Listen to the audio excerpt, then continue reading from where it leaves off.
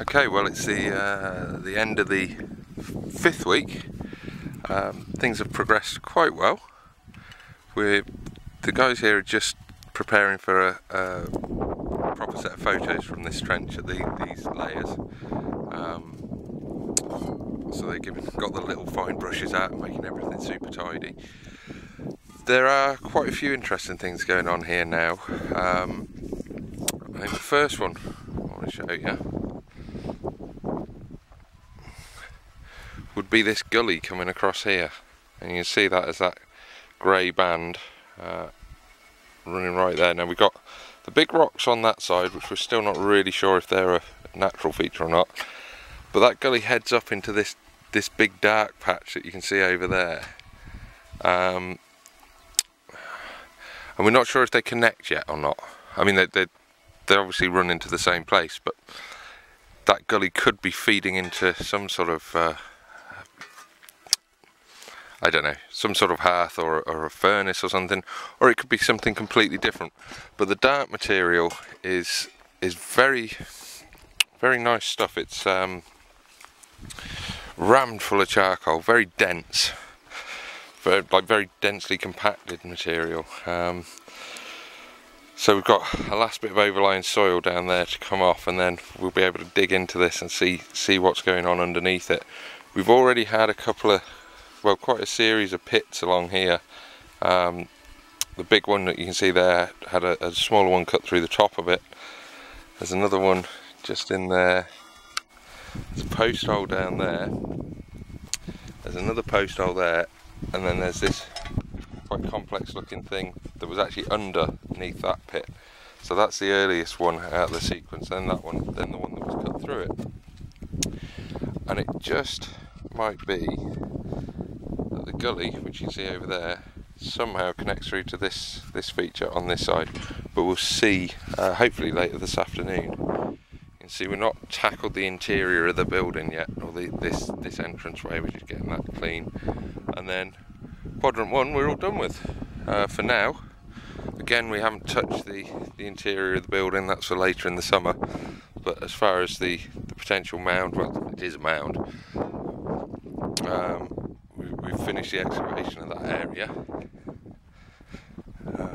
We'll not demolish the mound itself. It's not the way we do things here.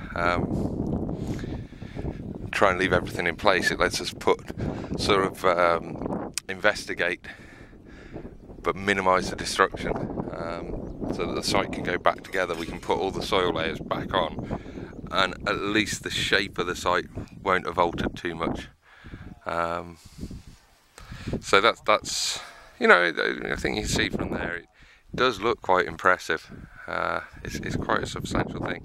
When we get this next quarter open, as I say, that's really gonna looks, well, hopefully hopefully the thing continues, and it certainly seems to. We'll be taking the turf off of that the end of next week, ready for the next group of students to come in. So that's as you can see, it's bone dry up here at the moment, which is causing us problems. We can't get the colours of the soil to come as clearly as we'd like, but we won't complain about it not raining. Right, so yeah, that's us. We'll see where we can get to by the end of next week, and then there's the next bunch of students coming in after that, and we open up the next couple of quarters. Yeah. Okay, well, right at the end, Friday evening, we stayed on a few minutes extra just to get finished off today. As you can see there, things have changed quite a bit, and we've got some sort of idea of what might be happening. The material that's come off on this side of the trench, all the way along here, seems to be burnt stone mound material, or something very reminiscent of it, which would explain all these little pits, so that they're troughs of boiling water. And these are quite a common sight in Ireland. They tend to date from the Bronze Age. They don't get investigated in the islands or the uplands very often.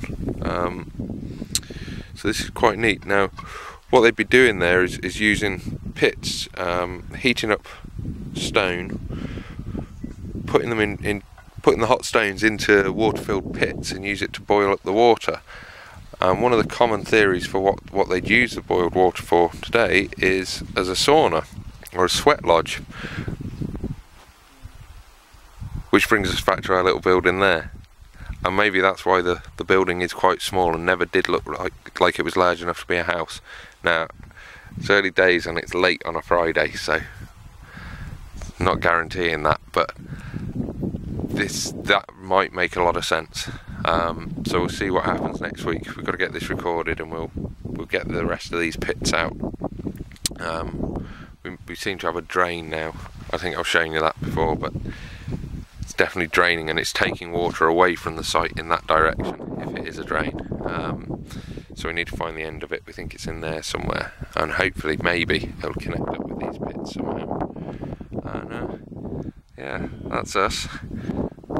That's the guys, looking tired. They're all going to the burger shop today. That's their big Friday night treat. I think they deserve it. This is Agatha, who's our neighbour, and lets us use her house to store our tools in very kindly. She's come up to see what we were up to.